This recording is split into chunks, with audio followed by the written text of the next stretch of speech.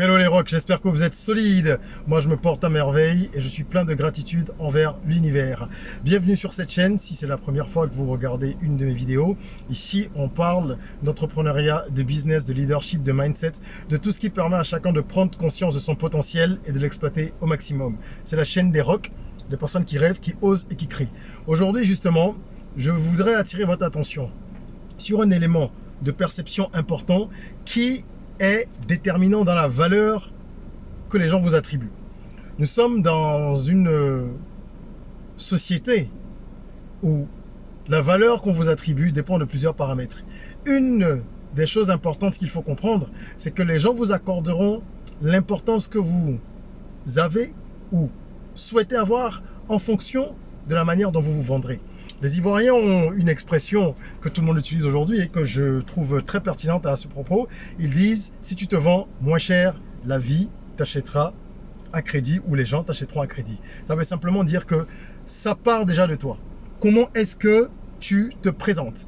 Et dans votre vie professionnelle, il est important de comprendre que vous allez rencontrer, croiser de nombreuses personnes qui à chaque fois vous demanderont ce que vous faites. Même pas que dans la vie professionnelle.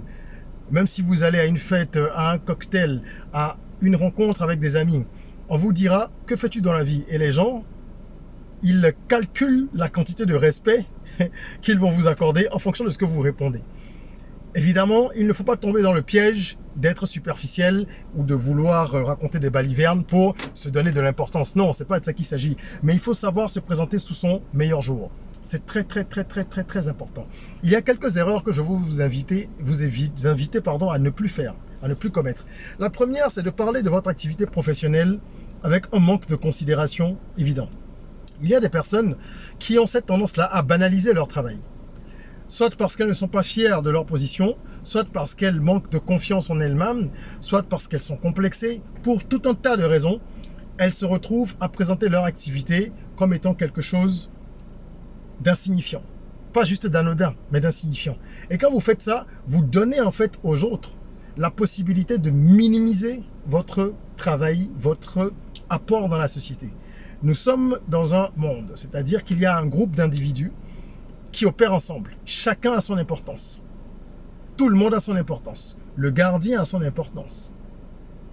Le gardien d'un immeuble a son importance, tout autant que le PDG de l'entreprise qui loge dans ces locaux-là.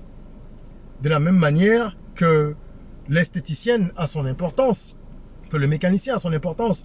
Donc, il n'y a pas, comme on dit, de saut métier, ni de petit métier, ni de ville occupation. Vous devez être fier de ce que vous faites. Aspirez toujours à mieux, c'est-à-dire à progresser dans votre voie, soit changer de voie, soit rester dans le même domaine, mais progresser, grandir.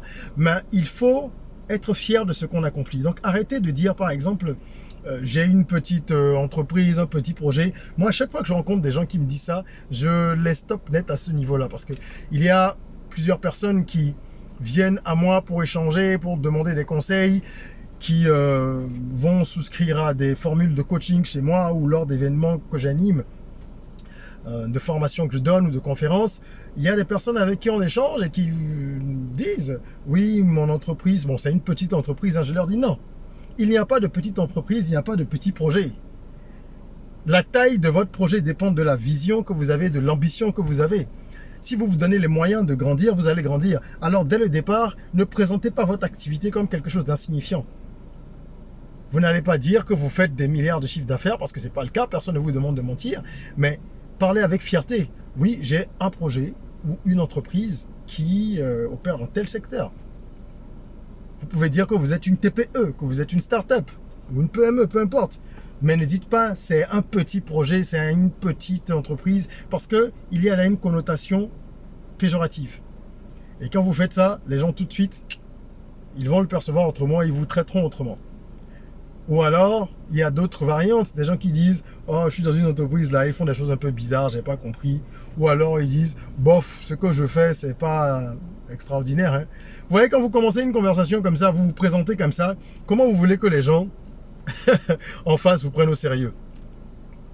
Donc, arrêtez de faire ça. La deuxième erreur, c'est de parler de ce que l'on fait avec dégoût. Il faut arrêter de parler de ce qu'on fait avec dégoût. Il y a des gens qui ont cette habitude-là de parler de leur travail avec dégoût.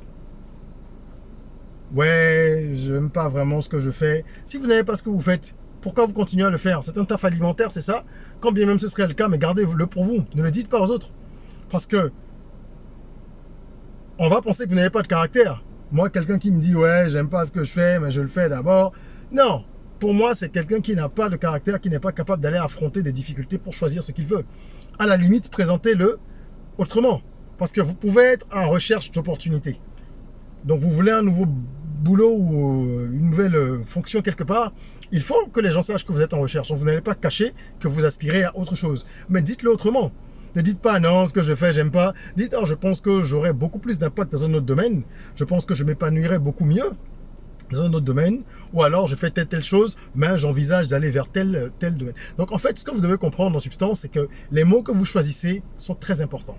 La façon dont vous présentez votre occupation professionnelle est importante. Ça va soit vous valoriser vous-même, soit vous dévaloriser et donner aux gens, c'est un baromètre en fait, ça leur donne une mesure.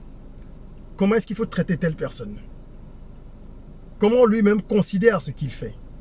Vous comprenez, c'est très très important. Et ça m'amène au troisième point, puisqu'on parle là de forme. La présentation orale. Comment vous présentez votre travail.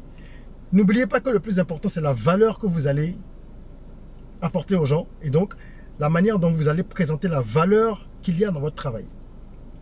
On en a déjà parlé sur cette chaîne, mais j'insiste là-dessus. Vous voyez, quelqu'un qui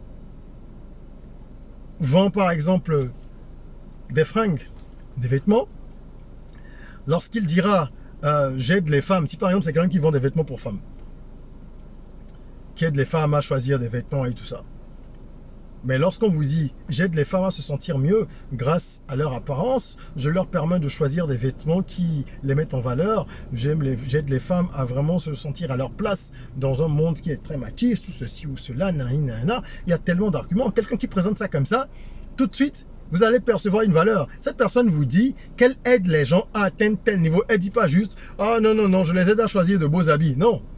Elle va toucher plus loin. Elle parle de la psychologie. Elle parle du bien-être. Et si vous connaissez ces émissions-là qui passent sur certaines chaînes dans différents pays où vous avez des personal shoppers, donc des gens qui accompagnent d'autres pour aller faire du shopping et choisir des vêtements qui les mettent en valeur, c'est exactement ce que ces personnes disent. Mais si vous vous présentez ça autrement en disant « Oui, si quelqu'un veut aller faire des coups, je l'accompagne pour acheter de la friperie. » C'est pas pareil. Vous comprenez? Donc, présentez toujours votre activité en mettant en avant la valeur que vous apportez. Et si vous voulez avoir de bonnes idées pour ça, allez sur LinkedIn. Sur LinkedIn, il y a tout un tas de personnes qui ont développé cette aptitude-là pour pouvoir présenter le travail qu'elles font de façon alléchante. J'aide les entreprises A, j'aide les entrepreneurs A. Regardez dans la description sur LinkedIn, les gens, lorsqu'ils parlent de leur fonction, de leur travail, ils mettent en valeur ce qu'ils savent faire et ce qu'ils peuvent apporter à quelqu'un. Parce que c'est un marché, LinkedIn. Tout le monde vient vendre un peu sa cam, n'est-ce pas? Gentiment, chacun vient vendre un petit peu ses compétences et tout ça. Donc, faites attention, valorisez ce que vous savez faire. Et toujours au niveau de la présentation du travail, au-delà de la mise en avant de la valeur que vous apportez, il y a également la dénomination. Lorsqu'on vous dit technicien de surface, je me souviens il y a quelques années, ça fait longtemps déjà, quand ce terme est devenu populaire, ça en a choqué plus d'un. On disait « Ah non, mais c'est quelqu'un qui balaie, c'est quelqu'un qui nettoie. » Non, technicien de surface, on dit depuis un moment. Et cherchez la définition en ligne si vous voulez, vous verrez. C'est une personne qui est garante de la propreté des lieux. Donc, cette personne, on met en avant son savoir-faire et son utilité. Parce que vous prenez des industries telles que l'agroalimentaire ou tout ce qui est santé, et laboratoire et tout ça, la propreté, la netteté, l'hygiène d'un sol, d'un environnement, c'est extrêmement important.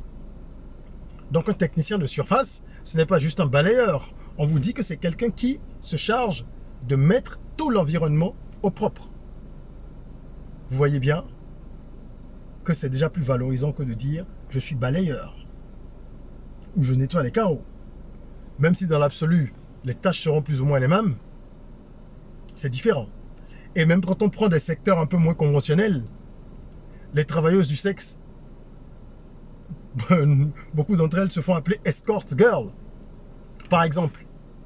Bah oui, parce que vous prenez en anglais le sens profond, c'est donc une accompagnatrice.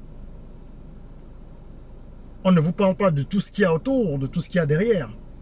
Vous le devinez certainement, mais on vous le présente sous un jour plus lumineux. Voilà ce que je voulais partager avec vous aujourd'hui. C'est très important de comprendre ces notions-là.